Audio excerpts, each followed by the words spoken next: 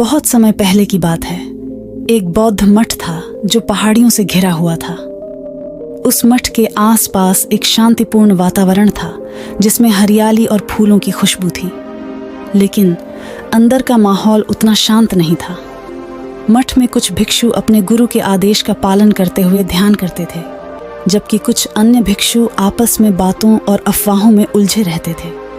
कुछ भिक्षु एक दूसरे के बारे में बुरी बातें करते थे और मठ में नकारात्मक ऊर्जा का संचार करते थे। यह कहानी एक युवा भिक्षु की है जिसका नाम बुद्धि था। बुद्धि मठ में कुछ सालों से रह रहा था। वह बेहद मेहनती था और ध्यान के लिए हर दिन समय निकालता था, लेकिन मठ में जिस तरह की नकारात्मक बातें हो रही थीं, वह उन पर ध्यान नहीं दे पा रहा था। उसे लगता था कि उसकी आध्यात्मिक यात्रा रुक सी गई है, क्योंकि उसे हर जगह विकर्षण और नकारात्मकता का सामना करना पड़ रहा था। भिक्षुओं की गपशप, राजनीति और दूसरे की बुराइयों ने उसे भीतर से परेशान करना शुरू कर दिया था। बुद्धि को यह समझ में नहीं आ रहा था कि वह क्या करे। वह चाहता था कि वह मठ में शांति से ध्यान कर सके, लेकिन यहाँ के माहौल में ऐसा करना मुश्किल हो रहा था। वह अपने गुरु के पास जाने का सोचने लगा। एक दिन उसने ठान लिया कि वह गुरु से अपनी परेशानी साझा करेगा। वह अपने गुरु के पास गया और सब कुछ बताने लगा। गुरुजी, मुझे इस मठ में अब एक पल भी शांति नहीं मिल रही है, बुद्धि ने कहा। यहाँ हर जगह नकारात्मकता है।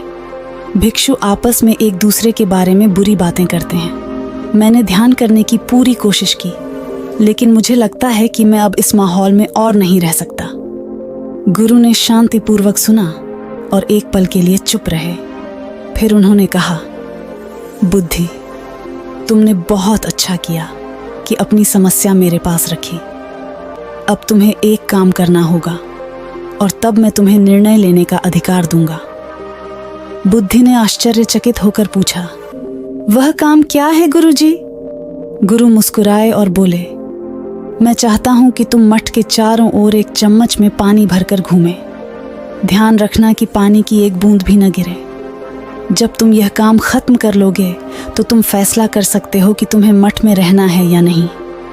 बुद्धि ने सोचा कि यह तो बहुत आसान काम होगा, लेकिन गुरु के आदेश का पालन करते हुए उसने चम्मच लिया और मठ के चारों ओर चलने लगा। उसे पूरी कोशिश करनी थी कि पानी की कोई भी बूंद न गिरे। जैसे ही वह चलने लगा, उसने महसूस किया कि उसे ध्यान केंद्रित करने में कितनी मुश्किल हो रही है।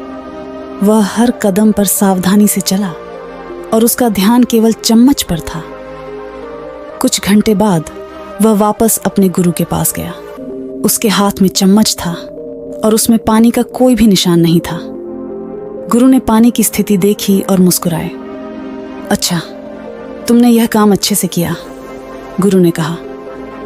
अब मुझे यह बताओ, क्या तुमने मठ के भीतर या बाहर कहीं भी किसी भिक्षु से नकारात्मक बातें सुनी? क्या तुमने कहीं भी गपशप या अफवाहें सुनी? बुद्धि सोच में डूब गया।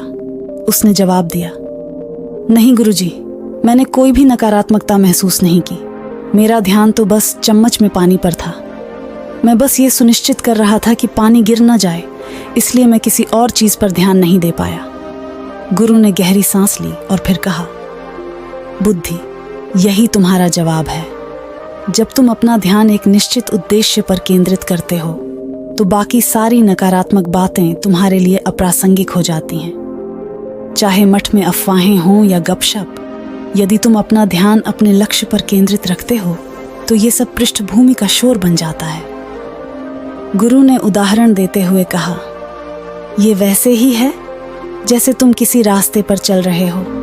रास्ता साफ और सीधा है, लेकिन रास्ते में बहुत सारे लोग आते हैं और जाते हैं। अगर तुम उन लोगों पर ध्यान दोगे तो तुम रास्ते से भटक सकते हो, लेकिन अगर तुम सिर्फ अपने लक्ष्य पर ध्यान केंद्रित करते हो तो कोई भी चीज तुम्हें रोक नहीं पाएगी। गुरु ने अपनी बात पूरी की। जो लोग अपनी यात्रा पर ध्यान केंद्रित करते हैं, वे ही जीवन में सफलता प्राप्त करते हैं। उन पर न तो शोर का असर होता है, न ही नकारात्मकता का। बुद्धि को अब समझ में आ गया कि वह जो महसूस कर रहा था वह सिर्फ उसकी कमजोरी थी। उसे यह समझ में आया कि जीवन में बहुत सारी नकारात्मकताएं होंगी, लेकिन अगर वह अपनी यात्रा पर ध्यान केंद्रित करेगा तो वह इनसे प्रभावित नहीं होगा।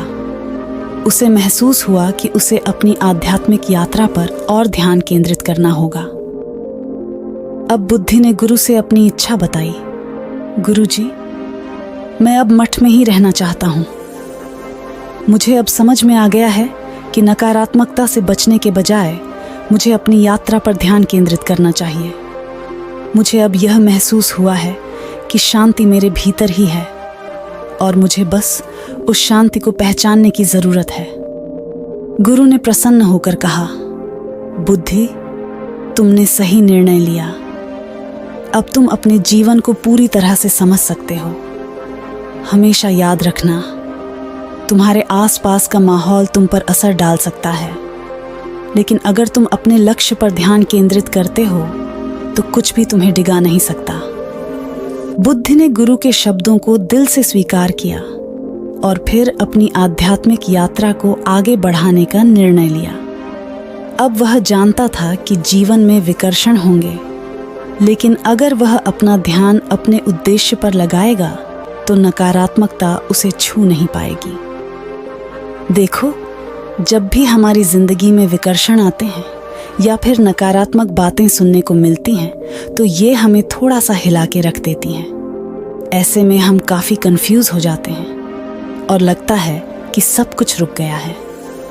पर यह समझना ज़रूरी है कि हमारी ज़िंदगी का असली रास्ता क्या है और किस दिशा में हम जा रहे हैं। जब हम अपने गोल पर ध्यान देने लगते हैं तब बहुत कुछ अपने आप ठीक हो जाता है। अब सोचो, अगर तुम्हें अपने गोल पर पूरा ध्यान देना है तो तुम्हारे आसपास का शोर तुम्हें कितना भी तकलीफ दे, उससे तुम्हें कोई फर्क नहीं पड़ेगा। तुम्हारा फोकस तुम्हारे सपनों पर होना चाहिए, ना कि उन छोटी छोटी बातों पर जो तुम्हें नीचे खींचने की कोशिश करती हैं। तुम समझ रहे हो ना? अगर तुम अपनी लाइफ का पर्पस पर ध्यान दोगे तो तुम्हें दुनिया की हर नेगेटिविटी बस बैकग्राउंड का नॉइज लगने लगेगी, और अगर तुमने अपने टारगेट पर अपनी एनर्जी लगा दी तो कोई भी चीज़ तुम्हें रोक नहीं सकती। और ये जो गुरुजी ने बोला था ना, जो लोग अपनी जर्नी पे ध्यान देते हैं उन्हें कोई भी छोटी बातें या नेगेटिव चीज़ें अफेक्ट नहीं करती, ये बिल्कुल सच है। जिंदगी में बहुत कुछ होगा जो तुम्हें डिस्ट्रैक्ट करेगा, लेकिन अगर तुम अपने सपनों पे ध्यान दोगे तो तुम्हें अपना रास्ता दिखाई देने लगेगा। तो जब भी तुम्हें लाइफ में मुश्किलें आएं या कोई तुम्हें नीचे गिराने की कोशिश करे तो ये सोचना कि तुम्हारा गोल क्या है और अपने सपने पर अपना ध्यान लगा लो। सब कुछ अपने आप ठीक हो जाएगा। लाइफ के ऑब्स्टेकल्स को सबको फेस करना पड़ता है, लेकिन जो अपनी जर्नी पे ध्यान देता है वो कभी नहीं रुकता। आपका क्या ख्याल है, जब लाइफ में चैलेंजेस आएं आप कैसे रिएक्ट करते हो? क्या आपने गोल को फॉलो किया है या फिर छोटी छोटी बातों में उलझते हो? कमेंट में ज़रूर बताना। तो चलिए फिर मिलते हैं एक नई कहानी के साथ। तब तक के लिए अपना ध्यान रखना और हंसते मुस्कुराते रहना। धन्यवाद।